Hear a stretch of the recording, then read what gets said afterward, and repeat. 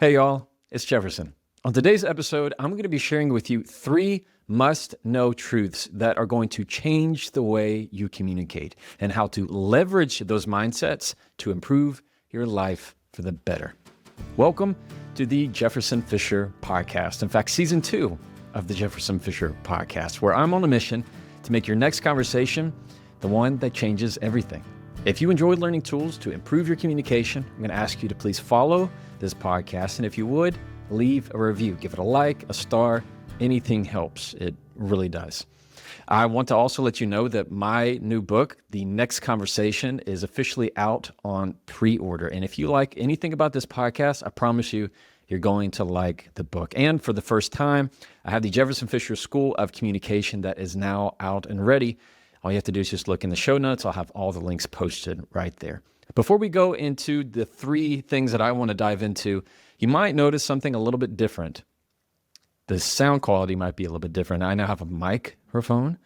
I'm in a studio and not in my car. Now, I want to tell you, don't worry, I'm still going to be making car videos, those daily car videos that you see and that I enjoy making for you.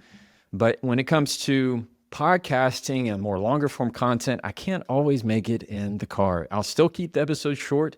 I'm hoping to keep it at the 12 to 18, 20 minute mark right in there to where it's something that you can listen to right in your commute. But I don't want to have super long form content right now. I just want to keep it in the sweet spot until I get more comfortable with it and see what works in my life. So this is a change with everything that's coming up with the book launch. And I'm also going to be bringing you guests for the first time. I'm going to have solo episodes too. You're still going to hear from me, but I also want to bring you some guests that I know that you love and people that I love that are going to also just continue to pour into you as much as they have poured into me. All right, 3 things that I want you to know that are going to change the way you communicate. Are you listening? Are you ready? Number 1, never win an argument. Whenever your goal is to win an argument, you lose so much more every time. And it gets me frustrated, to tell you the truth, of how much I see out in the world, videos to blogs to books and magazines and articles on how to win every argument. Let me tell you right now, it is a lie. It's snake oil. It's clickbait. It's not true. It has nothing to do with real world. That's why it does not work. When you've ever seen, why am I not winning this argument? Because the idea of winning it does not work. It never has. It never will. People like to say, well, Jefferson, aren't you an attorney? Isn't this kind of your day job? This is what you do for a living. You win arguments. Absolutely not. No, that's not how it works. As a trial attorney, any trial attorney who is in the courtroom, you do not choose your client's facts. When a client walks into my door and they have, hey, I've been in an accident and here are my facts, I can't create new facts that will help my case, and I can't get rid of facts or delete facts that hurt my case. I am stuck with the cards that are dealt. Same thing applies with the law. I can't choose, I'm here in Texas, I can't choose what laws I'm going to follow or not going to follow. They apply to everyone here in this state. Same at the federal level or any state in the U.S. I can't choose any of that. And so when it comes to arguing as an attorney, it's more about giving the facts and evidence a voice.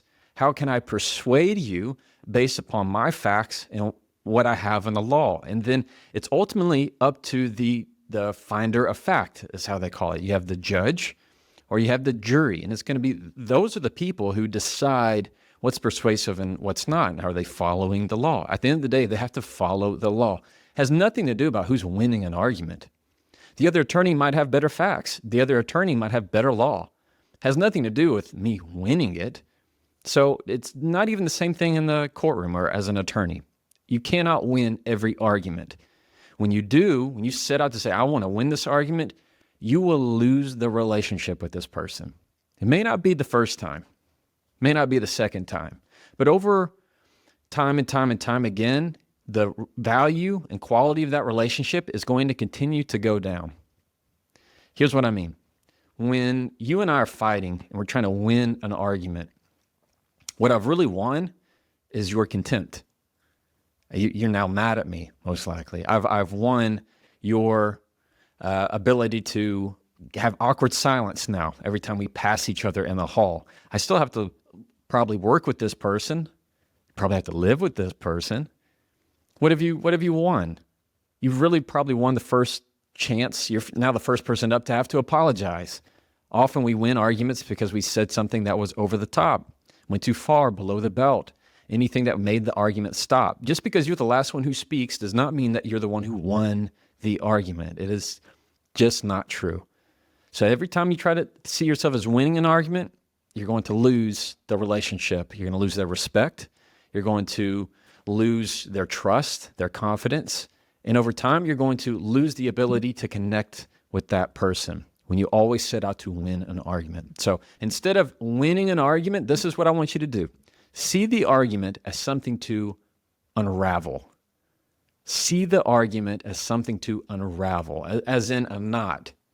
You have one side, I have the other. And when I'm pulling and we're pulling, it just makes the knot tighter and tighter. It doesn't go anywhere. Instead of seeing who's going to win this tug of war, you have to stop, put it down, and find a way to locate the knot. And when you do, that's where you have the heart of the matter, where you can start to unravel and say, I'm trying to understand where you're coming from. They're trying to understand where you're coming from. Then you can talk, then you can connect with the person. It is not winning an argument that is going to change the way you communicate. It is seeing the way that you can unravel the knot.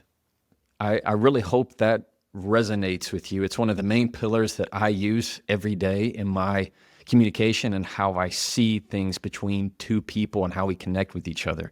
Don't look to win the argument. You want to look to unravel the knot. You just have to be patient enough. Truth number 2, have something to learn, not something to prove. Now, this goes beautifully with the first point of never win an argument.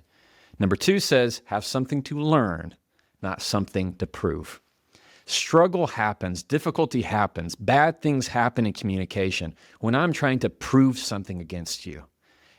But here's the fact of it. The harder I work to push against you, the harder I push to prove my point, the more hardened you'll become that I'm wrong. Because what you don't know is that behind everybody, as we're going to talk here in the third step, is there is a surface and a depth behind everybody. So if I were to say, you're wrong, hey, you listening right now? You're wrong. Whatever opinion you have, I'm going to say that it's wrong. But what I don't know is when I tell you that you're wrong, I could also be saying that your family member is wrong. Your grandparent is wrong. What you've known your whole life is wrong. We all come into circumstances with different life experiences. So if you've been raised, maybe let's say in a particular religion your entire life, or you've heard only a certain political party your entire life. These are big concepts I'm talking about here. Or maybe you grew up in an area that is culturally a certain way, and somebody says that that's wrong. What you're doing is just changing their whole paradigm, is saying everything about you is wrong. And we will get so defensive, even to the point of refusing to listen, to be able to preserve that identity that the other person has. They will fight tooth and nail. It doesn't matter. That's why logic does not work in these circumstances. Logic doesn't work because it is a part of their identity. It is their value in their life of this is who I am. If you're saying that I'm wrong, well, that means my dad's wrong, my mom's wrong, my grandparents are wrong. And it ties to a whole lot more. When somebody likes, let's say, a political candidate, it doesn't matter what party, and you say that they're wrong, well, you get a lot of people that are fans of certain people get very defensive because they've tied their identity to that person. You have to understand that you come into it with something to learn, not something to prove in that conversation. I get really worked up about these truths because they hit so much at home for me. Like the points that I give, they're little quick, rapid things. I'm always going to be giving you those. I want to start season 2 a little bit different. That does not mean I'm going to continue to do the bigger concepts. I always give practical takeaways, and I'm going to give that to you here. Is I want you to get used to this mindset of when you see struggle, when there's friction in the communication, ask yourself, am I trying to prove something or am I trying to learn something? Here's a depiction of this, an illustration I want you to have in your mind. If I'm arguing with you, I cannot pour, let's say I have a glass of water. I cannot pour water into your full pitcher. I can't pour new thoughts into a pitcher that's already full. I have to let you get it all out. I have to ask you questions and get curious of, well, how long have you, how'd you come to that conclusion? How long have you thought like this? How things that you're getting information out of the other person rather than just trying to splash the water in their face and saying, take this and whatever, everything I say is right. Instead, you need to ask questions that get it all out, and only then is there space for you to fill it with your new thoughts. Have something to learn, not something to prove. Truth number 3. This is one of my favorites. The person you see is not the person you're talking to. The person you see is not the person you're talking to. Like we said in step 2, everybody has a surface and a depth. Like the person who's serving you coffee at the cafe, maybe they served it a little late. Maybe they had a little bit of attitude. That's the person you see. But the person you're talking to maybe should have been off 2 hours ago, or just got a terribly rude comment from a customer an hour before and now it's weighing on them. Or maybe their kids are staying with their mom and they're in a bad mood because they don't like where they are in life. There's always a surface and a depth. People that you're driving behind. Like this is for me right here. I'm talking to myself. When you're driving in the left lane and somebody's in the left lane here in the United States, you have the right lane, left lane. Our default is typically in the right lane through single lane passing traffic, but it's 2 lanes. Left lane is for passing. The right lane is for those that go slow. So anytime somebody's going slow in the left lane, it irritates me to no end, but I'm working on that. See, I can work on things too. Well, anytime you're going slow behind a car that's probably going the speed limit, let's be honest, you just automatically assume they are in your way. Get out of my way. How dare you be in my way? You don't know what in the world's going on with their life. You don't know what kind of news this person is dealing with. Same way when somebody's coming up behind you, like what we call on your rear, when they are right up behind you, you think, what do you want? What do you want from me? And you get aggravated that they're trying to speed you up. So it just goes all into this thing of we like to think about ourselves. It's our default. It's natural. I want you to see that the person you see is not the person you're talking to. So you have to get really curious about understanding that everybody has something going on that you don't know about. People you're related to, they have struggles they don't share with you. Your kids, there are things that are happening in their life that they may not share with you. Same thing with your work. You have a supervisor, an employee. There are things going in their life that you don't know. They're having conversations in their head that you aren't part of. If for those that have been in relationships or in one right now, you've all experienced this a concept where somebody comes into the house, the room, the apartment, whatever, and you can just tell they're in a bad mood. And it's not until 20 minutes into the conversation, you're like, is something wrong with you? Well, it turns out what happened to them happened 6 hours before, and they've been living with that long before they came in contact with you. So things happen that you have no idea about. So when you go into this thing of exactly who I see with this person is exactly who they are, and you go into stereotypes and you say, oh, I'm going to call a spade a spade. That's fine. Do what you need to do. Understand that's not the real person. I've seen some of the toughest people, meanest looking people, be the biggest teddy bears and sweethearts. I've also seen the smallest, maybe say oldest, weakest people be the sturdiest, strongest humans I've ever come across. You cannot judge a book by its cover. Now, I also want to make sure and take a second to tell you about a sponsor of this podcast, and they're called Cozy Earth. And the reason why I said yes to Cozy Earth is because I already use their stuff. Their sheets are on my bed right now. I wear their sweatshirts and their sweatpants. My wife loves their pajamas. I can't imagine using anything else. So if you are like me and you like to wear cozy things when you're home, you can go to cozyearth.com/Jefferson and use the code Jefferson for 40% off. That's cozyearth.com/Jefferson and use the code Jefferson for 40% off. 3 truths that I want you to understand when it comes to communication. You use these mindsets by thinking about them, taking them to heart. I want you to just take for a moment and see what has resonated with you in this conversation that we're having here.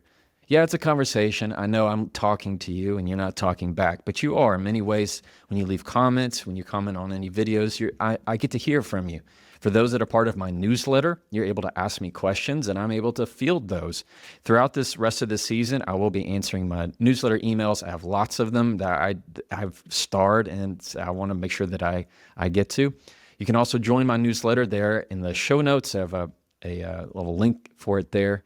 I want you to understand that when you go into communication, applying these will change the way you think. And when you use them, it will improve your life. When you, number one, stop seeing arguments as something to win, but something to unravel. Number two, have something to learn, not something to prove. And number three, the person you see is not the person you're talking to. Three things that are going to change the way you communicate. That's real. Those are things that are on my heart, and those are things that are outlined in chapter 1 of my book, things that really, really mean a lot significantly to me, and I hope they've shown some light, shared some light, and shed some light onto you. Thank you so much for listening to this podcast. If you enjoyed today's episode, I'm going to ask you to, again, just follow this podcast. And if you would, leave a review. I'd love to have you part of the newsletter. And again, my book, The Next Conversation, is currently still on pre-order.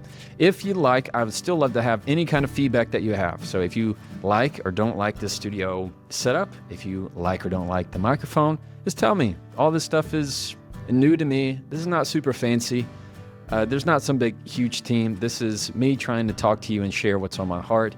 I'm looking forward to sharing season 2 of the podcast. Got a lot of things coming that we're still planning on that I cannot wait to share with you. Thanks for being with me. And as always, you can try that and follow me.